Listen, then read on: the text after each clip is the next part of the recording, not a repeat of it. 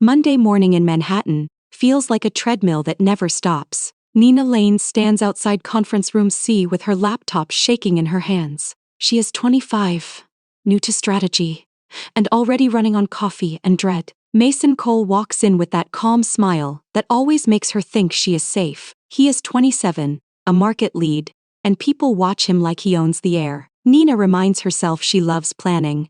She loves making chaos make sense. Then Mason glances at her, and her confidence folds like paper. You are late again.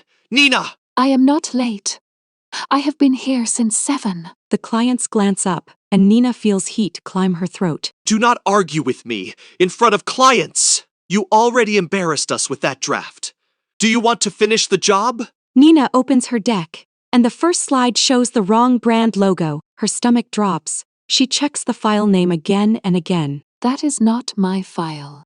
I sent the correct one last night. Excuses. You are a walking mistake, and you know why you still have this job. He steps closer, voice low enough to sound intimate. Because I cover for you. Because I fix you. Because without me, you would be nothing. A few coworkers laugh. A soft, cruel sound. Nina feels her fingers go cold. Then a sharp sting slices her index finger. Oh! The sting blooms up her arm in a pulsing line. Stop acting dramatic. You love attention. For a split second, Mason flinches, like he is hearing a siren in his skull. Why do I feel dizzy? Nina forces a smile, the kind she learned to wear at home with him. I am sorry. I will fix it. Please do not do this here. Give us 10 minutes. We will send the corrected deck. When the meeting ends, Mason shuts the door, and the mask drops. You make me look stupid. I did not do it on purpose. My hand hurts. Something is wrong. Your hand is fine. Your head is not. He grips her wrist, not hard enough to bruise, just hard enough to own it. Pain spikes deep and bright, like the bond has teeth. Let go, please. Say you are useless. Say you need me. Nina hears his old lines, and her throat closes. I am useless. I need you. I cannot do this without you. Mason sucks in air like he is drowning. His breathing turns fast and shallow, panic breaking through his control. Stop, stop. Why does my chest feel tight? Nina stares at him, stunned by the sudden reversal. Her wrist still aches, but the burn fades as his panic rises. What is happening to us? At her desk, Nina finds an email Mason forwarded at midnight with an attachment. It is the wrong deck sent from his account, like a trap with her name on it. Her eyes sting with tears. She hates showing at work. At lunch, Mason texts like nothing happened. Dinner at my place. 7. Wear the black dress. I cannot. I have to redo the deck and meet Claire about the campaign. No! You do not get to decide. I decide. Nina's knuckles ache as she reads it, like the phone burns her skin. That night she stands in his sleek Chelsea apartment. Glass and steel and silence. Come here.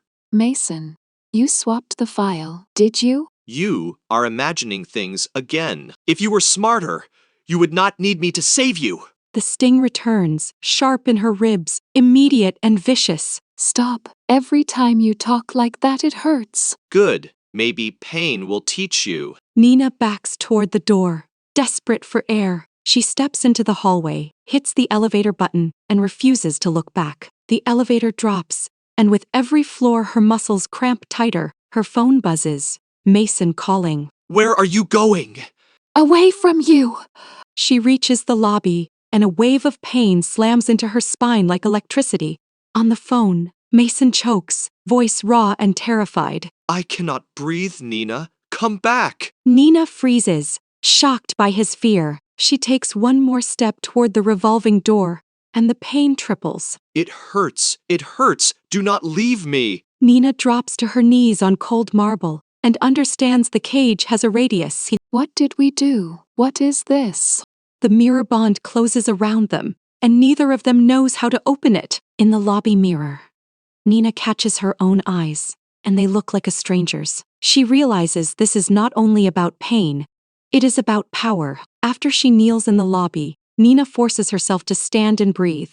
Mason walks in from the street, pale and furious at the same time. Get up! People are staring! You are humiliating me! I am the one in pain. And you care about your image? His jaw tightens and the ache in Nina's ribs spikes, then steadies. Come upstairs. We talk now. In the elevator, Nina watches her reflection and sees how small she looks. She remembers the first time Mason called her brilliant. Then the first time he called her lucky. Lucky was the start of the cage, because it meant she should be grateful, not equal. When the elevator doors open, she hears her own heartbeat like a warning drum. She realizes the bond has teeth, but it also has rules, and rules can be broken. The next morning, Nina wakes on Mason's couch with her shoes still on. Her body aches like she ran a marathon in chains. Mason sits on the floor, eyes red but posture proud. You passed out. I had to carry you. I did not pass out.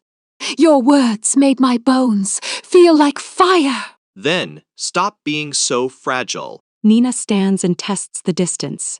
One step toward the door. Her pulse spikes, but the pain stays mild while Mason watches her like a guard. If I leave, it hurts. If I stay, I want you where I can see you. We go to work together, and we do not talk about last night. At the office, Mason plays the perfect boyfriend, coffee. Nina watches the performance and feels sick. Tell them you are fine. I am fine. Claire Benton calls Nina into her glass office and shuts the door. I saw your face yesterday. What is going on? It is nothing. I just had a bad file. I will fix it. Do not protect someone who is cutting you down! I know that look! Nina almost breaks. But Mason is visible through the glass, watching. At lunch, Mason leans close, voice soft and sharp at once. We test it. I need to know how far you can go. He orders a car and they ride in silence, city flashing by like a warning. In Midtown, Mason points toward a path and steps back. Walk, do not look back. Nina walks, counting steps, heart pounding. At 2 blocks, her shoulders feel clamped in a vice. Mason stays behind, breathing ragged. Stop, come back. It is too much. Nina turns and the pain eases as she faces him. So, distance hurts you too. This is not a game. It is a problem we solve together. Together, or under your thumb. Mason's eyes flash, and Nina's neck flares with pain. Watch your tone. He forces a smile, the kind he uses for bosses and cameras. I am sorry. I am trying. Okay. That evening, Jade Park shows up at Nina's Queen's apartment unannounced. You missed sushi night, and you did not answer. What is wrong? Something weird is happening, and I cannot get away from him. From Mason? Nina tells her about the pain, the panic, the invisible radius. That is not love, that is a trap. And now it is supernatural, too. Jade drags Nina to a walk-in clinic, then to a therapist in Brooklyn. Tell me what your body feels when he criticizes you. It feels like needles under my skin. Then I start believing him. That is a trauma loop. The bond may amplify it, but the pattern existed first. Outside, Mason calls, voice sweet. Where are you? You did not ask me. You do not keep secrets from me. I am in therapy because I cannot breathe in this relationship. Pain sparks across Nina's back, and Mason's voice cracks too. Do not call it that. Do not say that word. Do you want me to lose it? Give me the phone. Mason, if you show up here, I call building security. A pause, then Mason laughs, cold and controlled. You think you can take her from me? If she leaves, she suffers, and I suffer. Nina hears him say it out loud and her stomach turns. Jade squeezes Nina's hand, steady and warm. We find the rules, then we break them. That night, Nina writes in a notebook, hands shaking. I am not useless. I am not hard to love. I am allowed to leave. Across the city, Mason stares at his reflection and feels his chest tighten. He realizes control is slipping, and the cage is not only hers anymore. He drives to Queens and circles the block like a predator who cannot enter. The radius pulls at him too, a leash he hates admitting exists. Nina dreams of mirrors that breathe, each one repeating Mason's voice in a new tone. She wakes with tears, but she also wakes with a plan. On the subway ride back from the clinic, Nina keeps her eyes on the window reflection. Every time she thinks of leaving, the ache threatens to rise like a tide. Jade keeps talking. Practical, steady. We do not guess, we test, we document. They write times and triggers. Insult equals pain. Self-blame equals panic. Nina hates how clean it looks on paper. Like a diagram of her own weakness. It is not weakness, it is conditioning, and conditioning can be reversed. That night, Nina tries to sleep in her own bed, but the radius pulls like a hook. At 11 p.m. her phone buzzes. Mason is outside. He says the bond is crushing him. Open the door. I cannot sleep. My chest keeps tightening. Nina feels her joints ache, as if her body refuses to ignore his distress. Do not let him in alone. We control the room, not him. They let Mason sit on the couch while Jade stays between them, like a line on the floor. You are turning her against me. This is harassment. You do not own her feelings. Sit down. Breathe.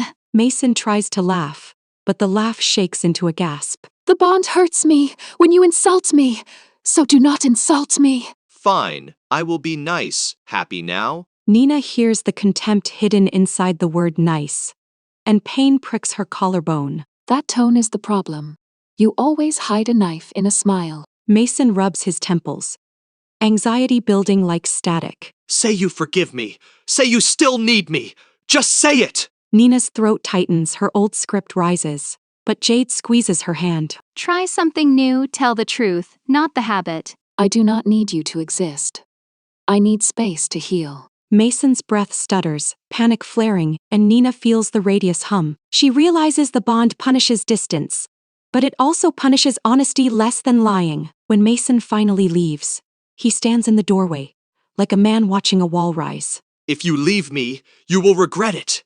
You will crawl back. Nina trembles, but she does not answer, and that silence feels like a first step. Chapter 2 ends with a new idea.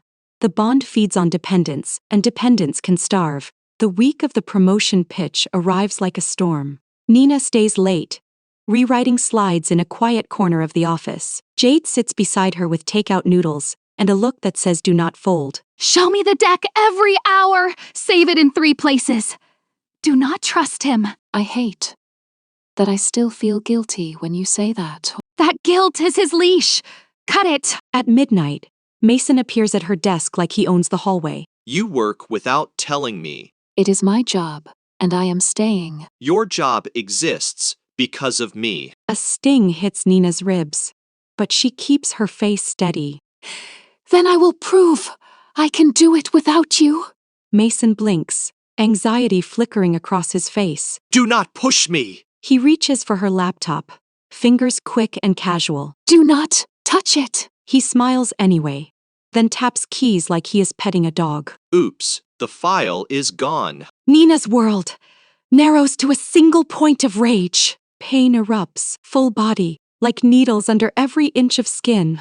You did that on purpose. You are sick. You are cruel. Mason recoils, then his hands fly to his head, breathing frantic. Stop, stop, do not hate me. The mirror hits him back, hard. Nina collapses against the desk, shaking. I hate you.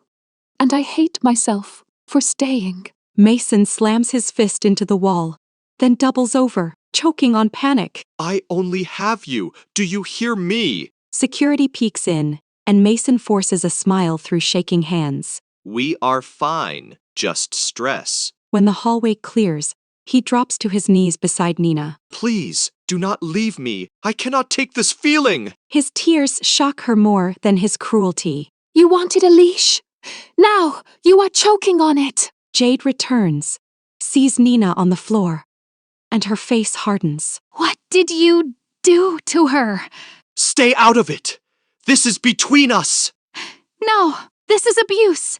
And now it is also a curse. So it is my business. Mason reaches for Nina, but the panic flares when she pulls away. Do not do that. It feels like I am dying. Jade steps between them, voice low and firm. Breathe, Mason. You wanted control. Nina watches Mason shake, and a clear thought cuts through the fog. He is not powerful. He is terrified. That terror has been wearing a suit and calling itself love. The next day, Nina meets Claire in a small meeting room. I need your deck and your honesty. Are you safe? I do not know what safe means, but I am working on it. Then let me help. We pitch together. You do not do this alone. Mason texts all day, swinging between apology and threat. I miss you. I am sorry. I will be better. If you make me look weak, I ruin you. Remember who signs your reviews. Every threat stabs Nina's body, but it also sharpens her focus. She notices the pattern. His contempt becomes her pain. Her self-hate becomes his panic. Late at night, Jade searches forums about mirror bonds, mostly rumors and fear. One post mentions a ritual app, a couple challenge, and a consent screen no one reads. Nina remembers Mason making her download a relationship tracker months ago. He made me turn on location sharing and mood check-ins every hour. That is not romance. That is surveillance. Nina scrolls old prompts, and a clause stands out: shared emotional consequences. She never read it. She only wanted Mason to stop sulking. Ice fills her stomach as she understands the bond was not an accident. She says the next line like a vow, not a plea. I am not useless. Across the city, Mason jolts awake with his heart racing. He feels the bond tremble like a chain starting to rust. Come back. We can fix this. Do not make me alone. Nina stares at the message, and her answer is not fear. I am done being your mirror. The pain flares, then steadies, like her body respects the boundary. Chapter 3 ends with the cage cracking, and Nina choosing truth anyway. 2 days before the pitch, Nina finds her printed notes missing from her drawer. Mason walks past with a smile that never reaches his eyes. Maybe you should stop relying on paper. You are not very organized. A sharp ache stabs Nina's wrist, and she finally hears the bond as a siren. Awkward them, give them back! I am done pretending! Mason's face tightens, panic flickering when she names the truth. Lower your voice. You are making a scene! Claire steps out of her office and watches the exchange, eyes narrowed. Nina, come with me now. Inside, Claire locks the door and speaks without softness. He is undermining you, and you are shrinking. Tell me what is really going on. Nina looks at the floor, then at her own hands still trembling. If I say I am worthless, he panics. If he says I am worthless, That is not a metaphor! That is a threat, and I take threats seriously! Claire calls Diane and asks for a safety plan. Not gossip, not drama. Nina feels the first thin thread of protection wrap around her.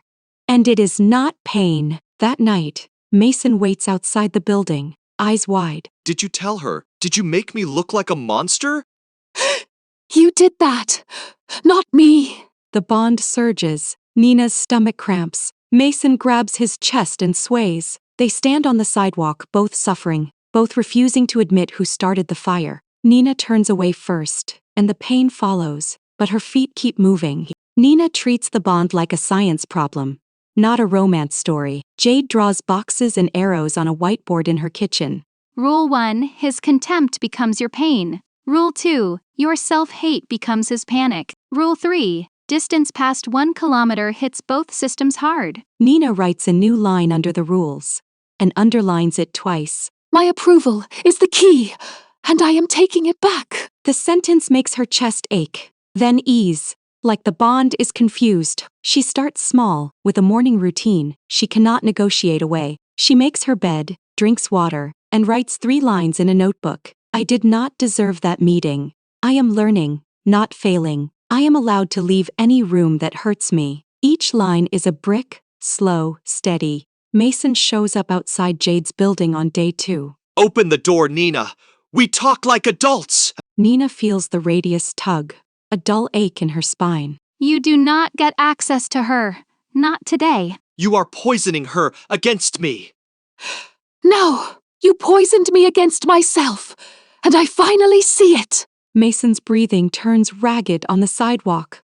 You cannot shut me out. I will panic. I will fall apart. Nina watches him through the peephole and feels two truths at once. His suffering is real, and his control is still a choice. Breathe, Mason. That is your job now. The bond flares, but it does not crush her. At work, Claire blocks time for Nina to rehearse in an empty room. Speak like you belong here, because you do. Nina practices until her voice stops shaking. Mason floods her phone with gifts, apologies, then threats. Flowers are downstairs. I am trying. Let me in. If you ignore me, you will regret it. You know I can make things hard. Each threat sparks pain, but Nina breathes through it and refuses to beg. Jade makes Nina watch a documentary about coercive control in a small theater. The stories feel like mirrors. But this time Nina does not look away. Hear the pattern, isolate, belittle. Nina goes home and writes a longer page. Not pity, not blame. He insults me. My body hurts. I insult myself.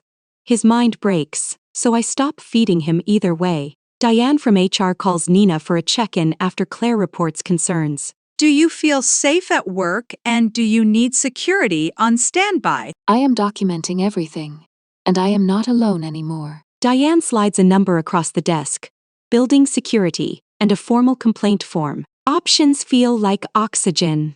That night Mason calls, voice soft, almost sweet. I booked couples therapy. I will do anything. Just come back. I will not come back. I will go forward. Silence. Then Mason snaps. You think you are better than me now?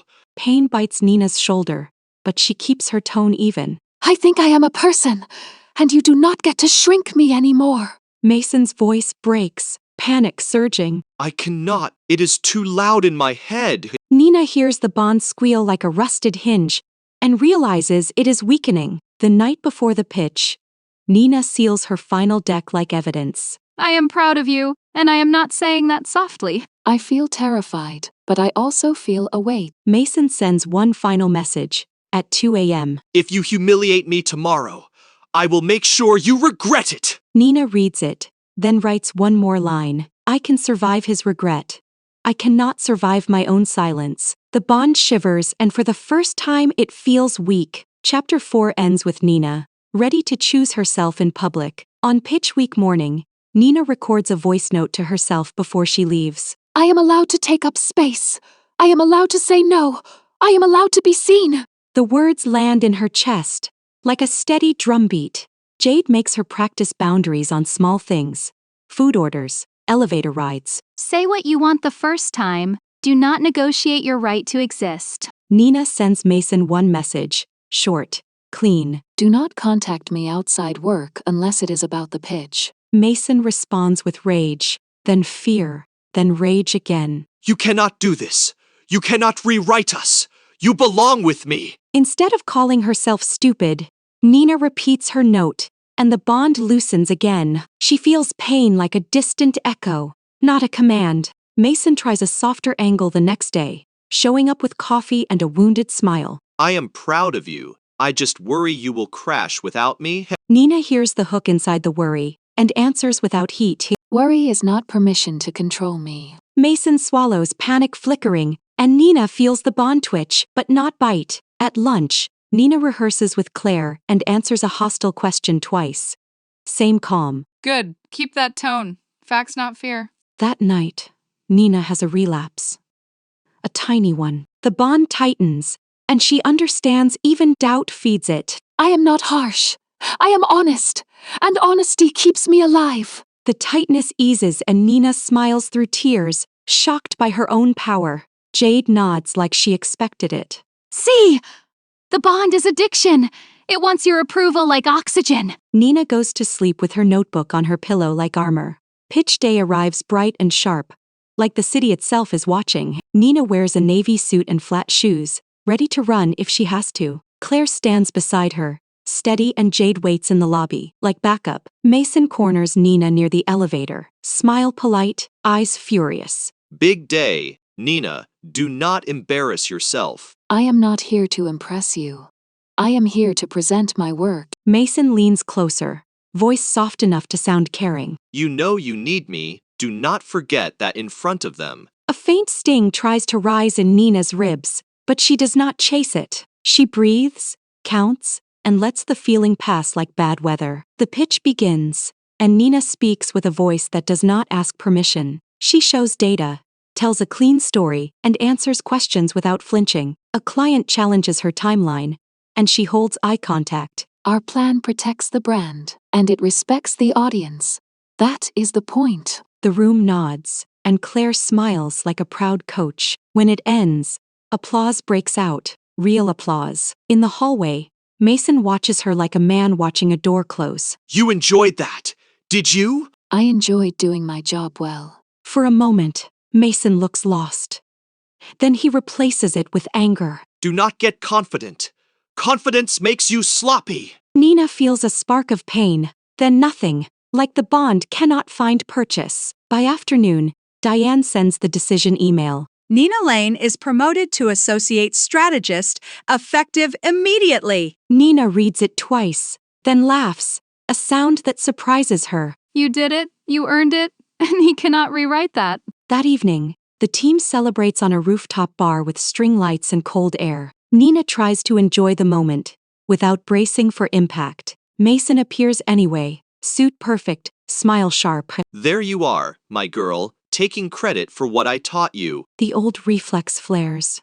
Apologize, shrink. Jade steps closer, her presence like a shield. Do not call me that. You owe me, Nina. You know you do. Without me, you would still be a nobody in a cheap cubicle. Pain tries to spark, but Nina refuses to negotiate with it. Mason, you are not my rescue. You are my cage. Your insults are not love.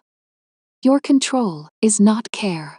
I am done translating your cruelty. The rooftop quiets, faces turning, drinks forgotten. Say it.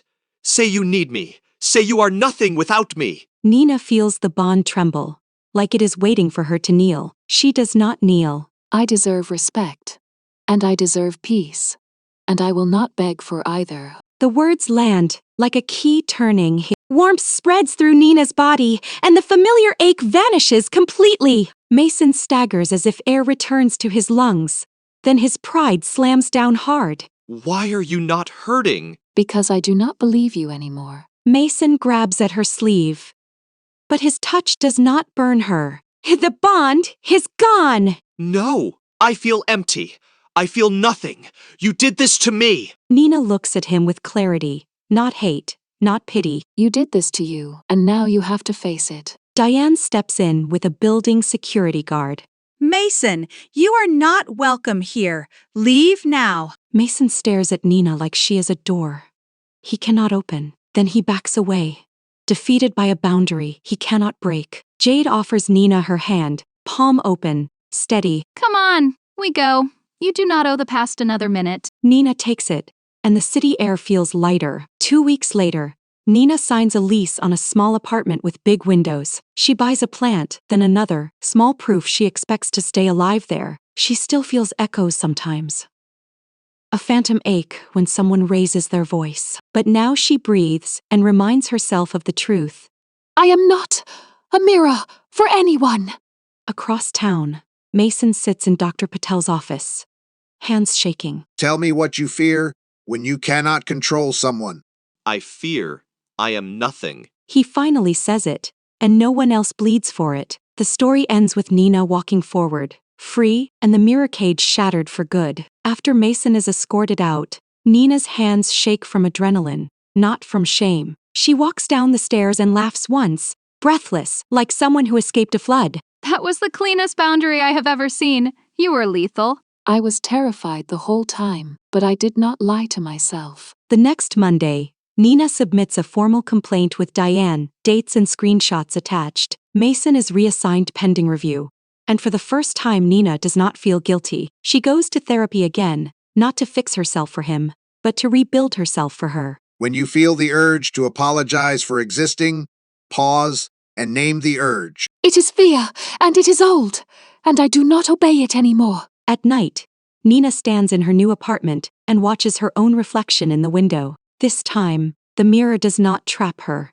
It witnesses her. A month later, Nina presents a new campaign alone, and her hands do not shake. She still hears Mason's voice sometimes, but it sounds far away, like an old ad. Jade meets her after work, and they toast with cheap sparkling water on a park bench. You did not just leave him, you rewired your whole brain. That is gangster. I did not get saved. I saved myself. Thanks for watching. Follow for more romance stories.